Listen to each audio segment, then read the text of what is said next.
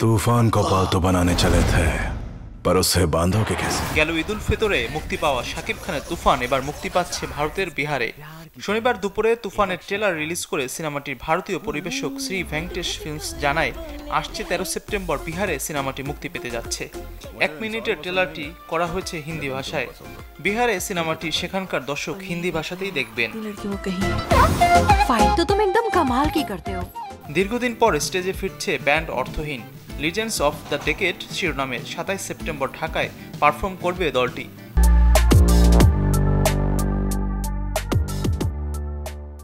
একই মঞ্চে নিজেদের প্রথম অ্যালবাম আদাতের 20 বছর পূর্তি উপলক্ষে পারফর্ম করবে পাকিস্তানের জনপ্রিয় ব্যান্ড জাল।